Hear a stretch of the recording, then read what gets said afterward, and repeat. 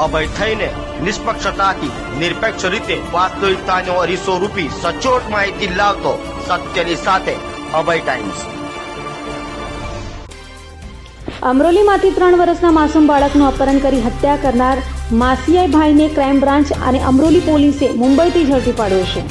Surat crime branch અને Amroli police પાસેથી મળતી માહિતી મુજબ બિહારના સિવાન જિલ્લાના બરહન ગામના વતની રાજેન્દ્ર જીઉત્સા હાલ દુબઈમાં ખાનગી કંપનીમાં નોકરી કરે છે।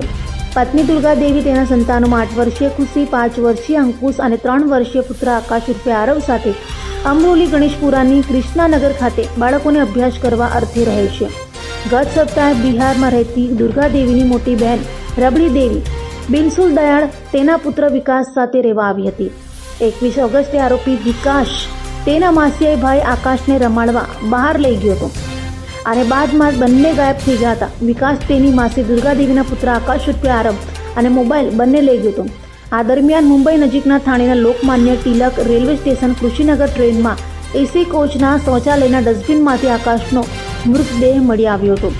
બાળકે ગળામાં જે દોરો પહેર્યો હતો તેના વડે ટૂંપો આપી હત્યા કરી દીધી હતી। માસૂમની હત્યા કરી વિકાસ બિનસુલ દયાલ શાહ ભાગી છૂટ્યો હતો। ગંભીર ઘટનાની જાણ થતાં જ અમરોલી અને ક્રાઇમ બ્રાન્ચની ટીમે મહારાષ્ટ્ર અને આરોપીના વતન બિહારમાં ધામા નાખ્યા હતા। આ દરમિયાન વિકાસ મૃતક આકાશની માતા દુર્ગા દેવીનો મોબાઈલ લઈ ભાગ્યો હોવાથી તેને કેન્દ્રમાં રાખી પોલીસે તપાસ હાથ ધરી હતી। જોકે વિકાસ વારંવાર થોડા સમય માટે ફોન ચાલુ બંધ કરી દેતો હોવાથી પોલીસ ચક્રાવે ચડી છે। કુશીનગર ટ્રેન જ્યાં જ્યાંથી પસાર થઈ તે railway સ્ટેશનોના CCTV footage, Lokmanya Tilak સ્ટેશનના સીસીટીવી ફૂટેજ ફરતે તપાસ કેન્દ્રિત કરી હતી અને સુરત ક્રાઇમ બ્રાન્ચ તથા અમરોલી પોલીસે 3 વર્ષના માસૂમ બાળકનું અપહરણ અને હત્યા કરનાર આરોપી બિહારના સિવાનના વિકાસ વિષ્ણુ દયાલને મુંબઈના BKM રેલવે યાર્ડ વિસ્તારમાંથી ઝડપી પાડ્યો છે। પોલીસને એક ચોક્કસ લોકેશનની માહિતી મળતા 3 દિવસની શોધખોળ બાદ પોલીસે 1 કિલોમીટર સુધી પીછો કરીને આરોપીને દબોચી લીધો હતો। આ આરોપી છેલ્લા 3 દિવસથી પોલીસની પકડમાંથી નાસી રહ્યો હતો।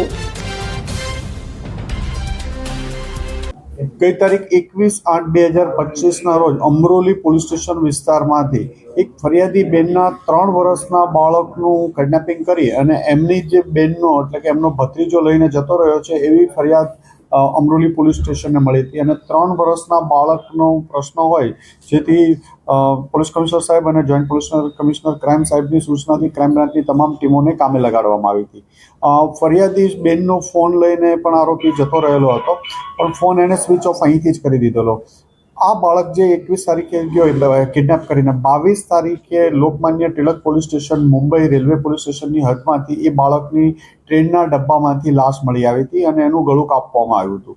એટલે 3 વર્ષના બાળકનો ગંભીર પ્રકારનો ગુનો હોય, લોકમાન્ય તિલક પોલીસ સ્ટેશનો પણ આ બાબતની તપાસ ચાલી રહી હોય। ક્રાઇમ બ્રાન્ચની ટીમો આ તપાસમાં તરત જ ત્યાં પહોંચી હતી અને છેલ્લા 4 દિવસથી ક્રાઇમ બ્રાન્ચના police inspector Jayan Zala, PSI Gamit અને અમરોલી પોલીસ સ્ટેશનના સ્ટાફની ટીમો ત્યાં અલગ અલગ વિસ્તારોમાં સર્ચ કરી રહી હતી।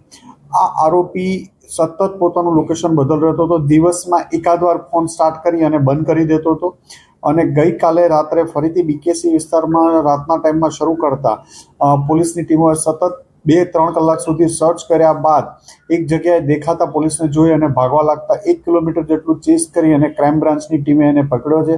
સૌ પ્રથમ એને બાંદ્રા વિસ્તારમાં એકવાર લોકેશન મળ્યું હતું તો બાંદ્રા વિસ્તાર પોલીસની ટીમે એક દિવસ આખો બાંદ્રા વિસ્તારમાં ઘૂમતા હતા।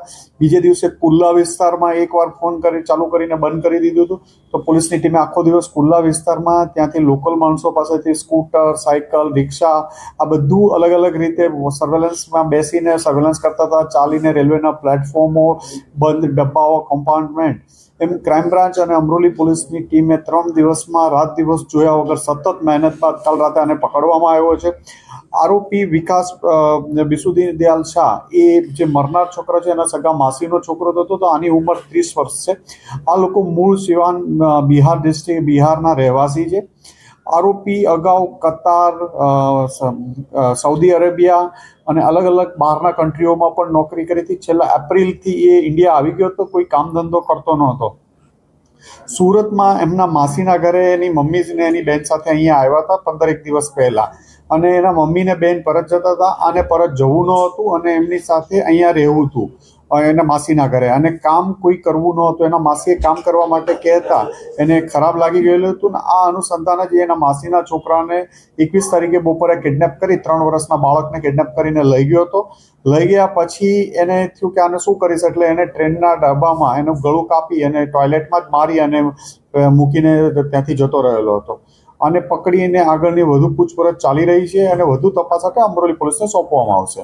સર, એક તરફ અસ્થિર મગજનો કહે છે, પરંતુ તેનો જે રીતે મોબાઈલ ઓન ઓફ કરી રહ્યો છે, તો શું કહેશો? અસ્થિર મગજનું હોવાનું કોઈ અમારી પાસે રેકોર્ડ હજી સુધી મળી નથી આવ્યું. એ બંને 2-3 વાર ફોરેન કન્ટ્રીમાં અલગ અલગ જગ્યા ઉપર નોકરી કરી ચૂક્યો છે અને એનું એક શાતીર માણસ હોય એ રીતનું બિહેવિયર હતું અને એવું કોઈ જ એના ઓલા ઉપરથી લાગતું નથી કે અસ્થિર મગજનો હોય. એણે ટ્રેનના કમ્પાર્ટમેન્ટમાં જ તે બ્લેડથી બાળકનું ગળું કાપી નાખેલું હતું અને મૂકીને જતો રહેલો હતો.